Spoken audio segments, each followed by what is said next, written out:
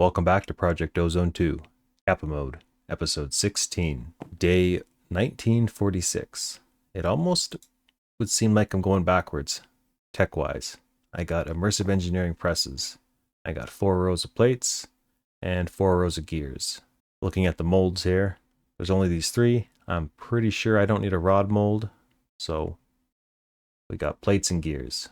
It's kind of weird to me how these work for auto crafting in this version.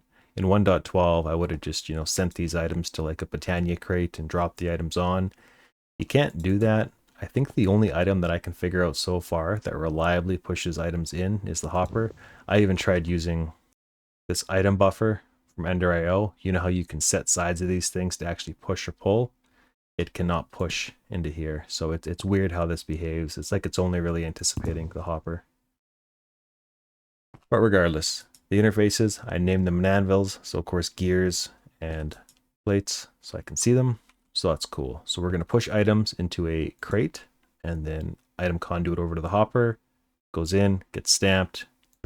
Autocraft complete when it returns. I'm pretty sure this is going to push in at the same rate. It's not a bad idea to check. Nice and silent. I guess there was no sound effects in this version. So that's cool. I guess I'm getting a little gung-ho to start recording here because I'm just realizing I don't have an AE2 network that I can tap into. I don't think that's clear. That's close by rather. With 8 channels is what I'm going to need. Okay, so I guess we're going to connect here. We're basically going in the southwest direction. I'm looking at this side of the controller. I've got 2 sides being used. We're only using 16 and 8 of these respective channels. For curiosity, where is 16 and 8 going? Okay, so 16 is going here. So that's this bunch, and this bunch is 16. I've got that bunch and that bunch. They're not hooked up yet. I could tie them in there, but I kind of anticipated, or rather planned, these were all going to go on. So I'm going to leave that the same. That's fine. So where's the one that has 8? Importer, so 4 plus 4 is 8. Okay, cool.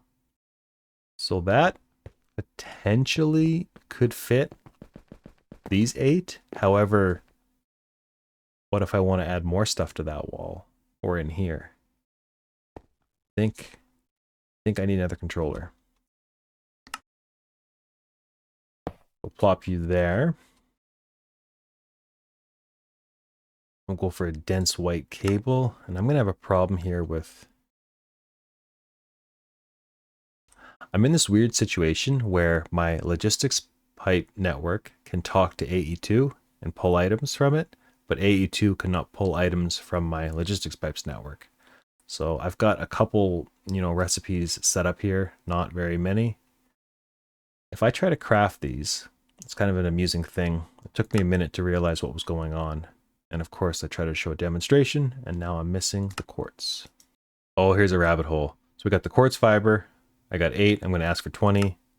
Oddly enough, logistics pipes is going to craft that, but it's going to pull the ingredients to make that from AE2.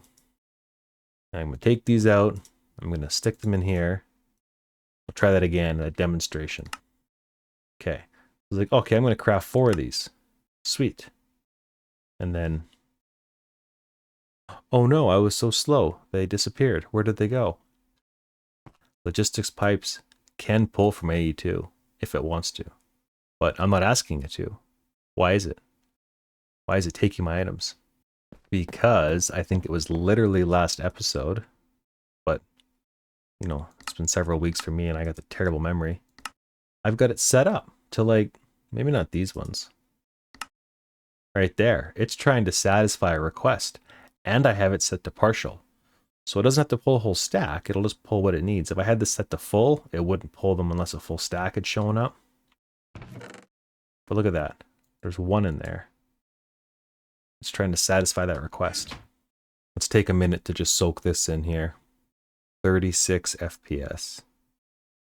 It's just occurring to me, I haven't wanted to import my entire item storage into AE2 because I'm like, oh no, I'm not going to be able to use my my little tablet here, and then what is it called? The AE. Oops, wrong window. This little wireless terminal thing is like, you know, potentially doable, but it's just still just out of grasp. This thing can talk to AE2, which should be obvious, but it just sunk in now. That I could actually disable my whole logistics pipe network, but still just use this piece to request from AE2. I've blown my own mind. Got a little bit sidetracked there. Throw on the white. Ooh, forgot the tunnel. Where's that P2P tunnel? Put you there. And put you there. So I think I've talked about this before, but bear with me. I think everybody familiar with AE2 knows you can't combine two AE2 networks together, but the P2P tunnel is doing its magic and it's actually splitting them. So they are two different networks. And so we've got these three. This guy's going to be here. A long time ago, I used to always do my P2P tunnels going directly to the face of the controller, like, you know, so. But I watched a few videos a while back, and the people were doing this so they could easily come up and see, okay, we've got this much room here, we got lots of room here, you know. And the benefit of that, of course, especially in this version, where you've got no numerical codes to let you actually know where these are hooked up to. You just kind of go on blind faith or memory. Fortunately, now I can kind of, you know, figure it out, right? I know the 16 here will go to those drives. All right, this is kind of funny or annoying. I completely glossed over what I wanted to talk about, so I'm going to have to cut this in, you know, post-edit to the video. I just added this guy. We're using 16 to 32, and I was talking about how, you know, these are two different networks. And I know somebody's asked me before in a video, why do I have this controller? Because, you know, we're using what, 3 channels, right? We got these 3 P2P tunnels, and then we got 3 going south. So what's the deal with this? Do you need it? Well, you don't really need it. You can break it, you know, you could not use it, but now you're actually using 6.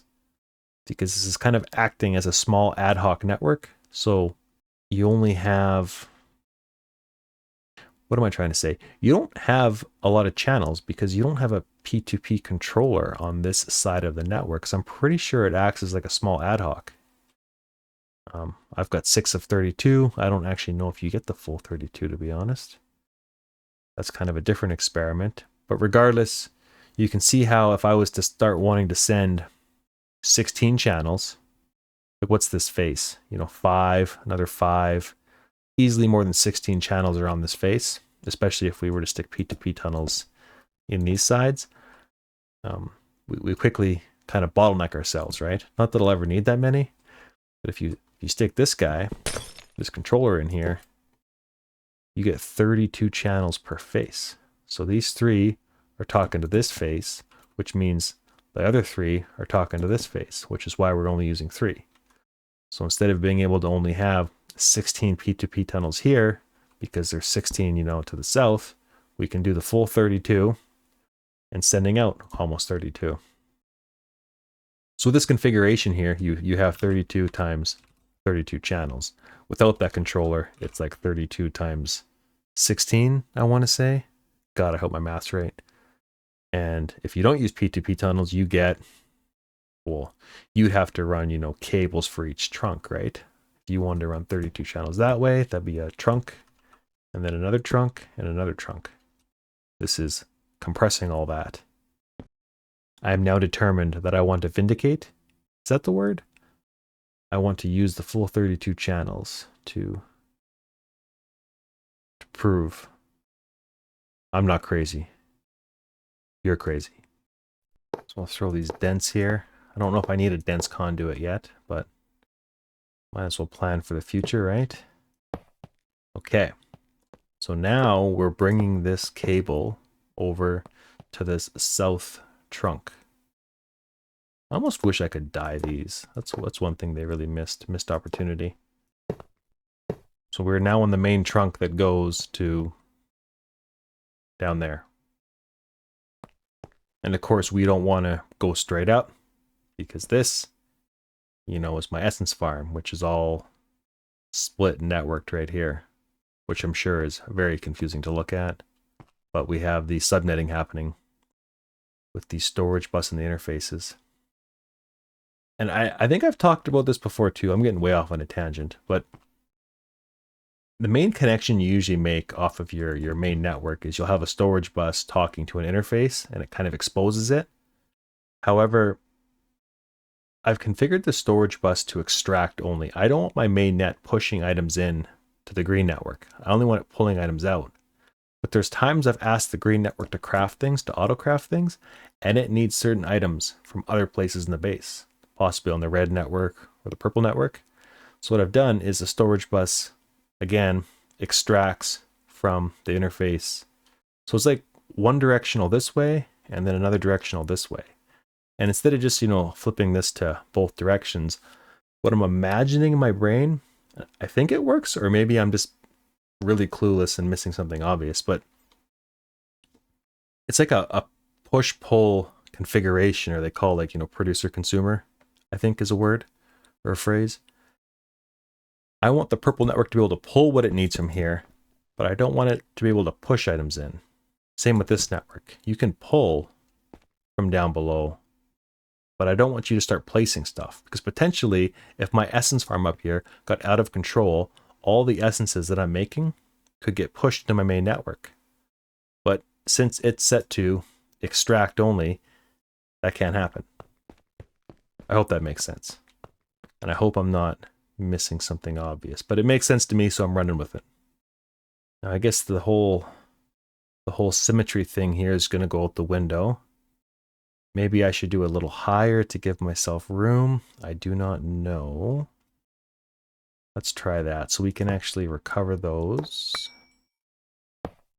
Whoop, come to me. Okay, so we do that and we throw down the P2P tunnel. Boom. I got to shift right click to clear this. So we've stored that setting there. Try to get out of this maze I've created for myself. And then I know that's the link there. So those should be locked up. Now I'm missing dense cables. Black, Fluix. I probably should have picked a different color scheme than black and white for my controller, because black looks a lot like Fluix, but here we are. Coulda, woulda, shoulda. So we throw this here. We got 0 channels. Okay, that's cool.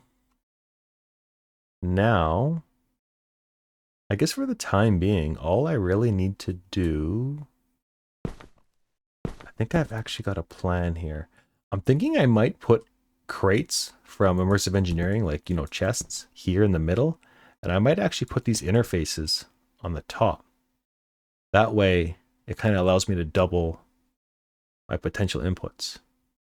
And it's probably excessive at this point, but that's kind of the name of the game here for me. Overdo it.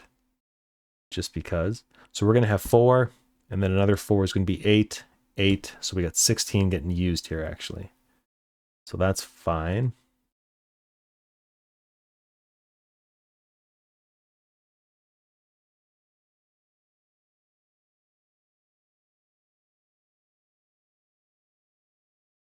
This is going to look a little haggard, but we might as well bring it back. Come down the middle. Something like that. I don't know. This is kind of getting in the weeds. We like our right angles here in Minecraft world. Cool. So we have 8 channels being used. Can I request more interfaces? I possibly can. Metal press plates.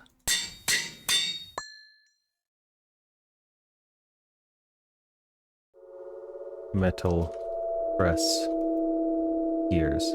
Now hopefully I have spelt those the same. I better double check these before I place them. because you break them, you got to rename them. Those will be my gears. And then, of course, my plates. Cool. So the advantage here, I guess, is this can push down into the chest, and this one can push up. And I've got 4 because I want to have, what do you call it? Co-processors. So if we go here now to the little interface terminal, we can see if we type in, you know, gears, we've got 8 gears, 8 interfaces. And same with plates. So they're grouped, so they're spelt the same. Boom, boom, boom, boom. For the time being, I'm not going to do a connection with item conduits connecting that to there. This is just going to be a bit of a show and tell here. If I can get through the door. Okay, we put this into processing pattern. We are going to get a gear if we do 4 irons. Cool. And I might as well just stick them in here, right? So of course we know this is not going to work. If we ask for 1, it's, oh wow, I got no iron. God, I really gotta fix the main system. And I shouldn't say fix, I should say move it. Get it functional. Okay, so gear. Let's do 1. So we can see it's been tasked to go to this stack here. 3 coprocessors. You know, nothing too amazing, right? So which one? Okay, so pick the first one. Makes sense. I don't know if it was top or bottom. It does not matter. Because, well, I guess it does. It's not that it doesn't matter. I can easily actually see. It went to this one because that's where the pattern is, right? I don't know what I was trying to accomplish there with that statement. So that's fine.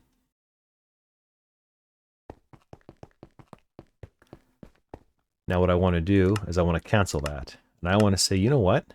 Gears? Give me like a nice round number, like 8. Give me 8 of them. You got coprocessors, and this might be obvious to, you know, people familiar with AE2, but it really wasn't to me.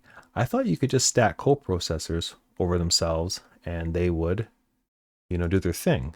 But if we ignore the first 4 that were in there, that is, what is that? 8? 1, 2, 3, 4, they're doubled up. Yeah. Of course, that's not really going to work because it's not like it's a molecular assembler we're sending this stuff to. We're sending it to a specific machine. So of course, it's only going to go to this interface because there's no recipes there. So let's do something different then. Let's stick.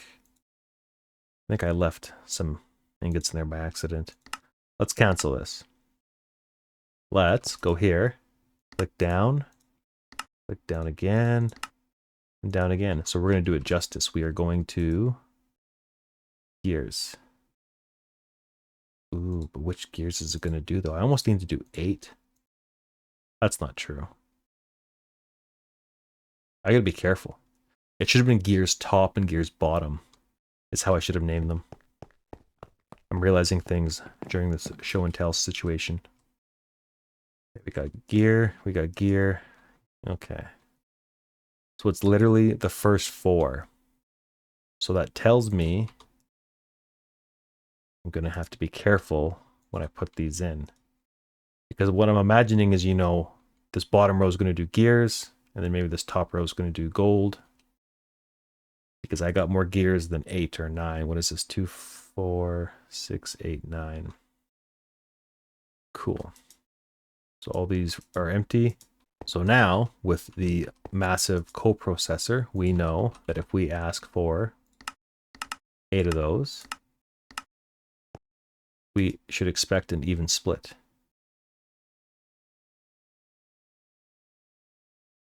Aha!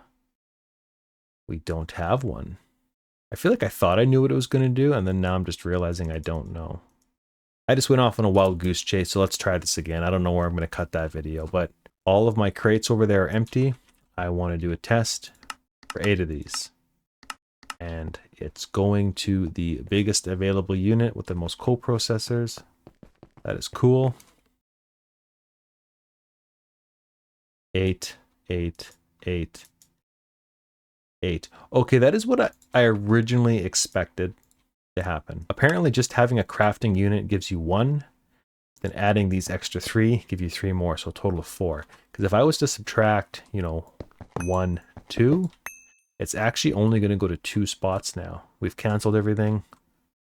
Well, actually, I got to make these even. Otherwise, it's going to favor the other one. Okay, so we've canceled it. Good. Go back to the gear. This is like caveman bangs rocks together kind of thing. For anybody who really knows what's going on with this stuff. So we got nothing, nothing. Oh, we got 16. Yeah, so half. So it picked the middle two. So by all accounts then, I almost want every what are the words I'm trying to say here? Every crafting unit, what's this thing called? The tower? Every crafting unit should actually be this size if I want to take advantage of those 4 recipes. And it's probably a good idea because without even fully thinking about it, I am kind of doing that here where I've got 4 sag mills. What's going on here? I already forget what I did here. The item fabricator. Oh yeah. See how I've doubled these up? It's the exact same thing. I now know I have to do that. I didn't know that originally. So to get double throughput. Let's do a whole bunch of the silica. Just to see how it decides to split everything up.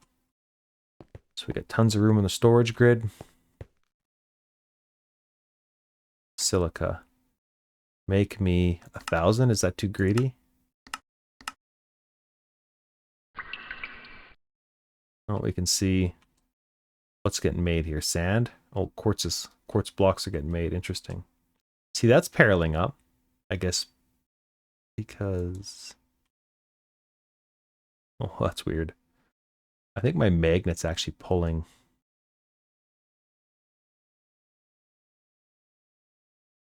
ghost blocks from there. Yeah. So it's smart enough, just a single block, to push items in that way and that way. But because the recipe's doubled, it's also going to take advantage of those. Now, what I got to be careful about, though, is these are going to want to connect at every single opportunity.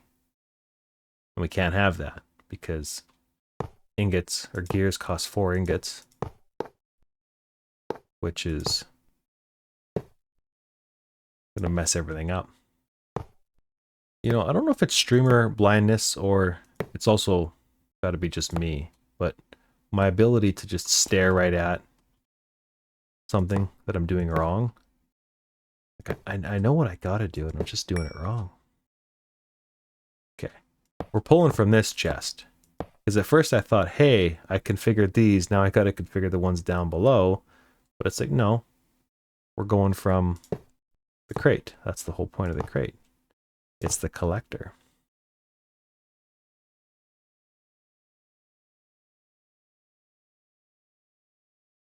Gears. Give me 200 of those. We can't do it. You know what? Let's asking for a lot, I guess. Let's go for 110. It's going to pick this one because that guy's still cooking away at the silica. That is fine. And then the nice silent pressing. And these should all be evenly distributed. 48, 28, 48, close-ish. So that's cool. Again, I apologize if this is super obvious to other people. It's not something that was obvious to me really for a long time, how coprocessors worked. Since playing this world and doing these little tests like I've just demonstrated, I've realized that I've been using them wrong for all the time I use them in Enigmatic 2 Expert. I guess one final thing I can discuss here before signing off, the Philosopher Stone. I've actually managed to collect everything I needed for this guy. Except for one spirit binder. I've got everything else, I just need the star. If we hover over to here, Basically, I get that nether star. Got 5 of them. We're good to go. I was all excited thinking, hey, this episode, I'm going to make this. And I've never actually used this thing before, so I could see what it's all about. I don't have the extreme crafting grid. And I searched this, extreme, and the dire auto crafting table shows up. And this, seeing this, made me all very happy, and unhappy rather. And then I realized, wait, this is still the extreme crafting table. So I had to Google it. And what is it called? Dire, just the crafting table. Okay, that's fine. So we can make all this all very cheap, right? The awakened core is where it gets tricky. I still don't know how to make that, like, at all. Is it these things? No, I don't know. I don't know how to make those. Doesn't matter. Wyvern core, that's fine. We got lots of Draconium. This is all fine. You know, I just found a cow in the RF Tools dimension the other night. So I got this stuff actually. This is easy. Just slag and steel. I thought that was a diamond. It's not. It is a blue gem. You know what a blue gem is?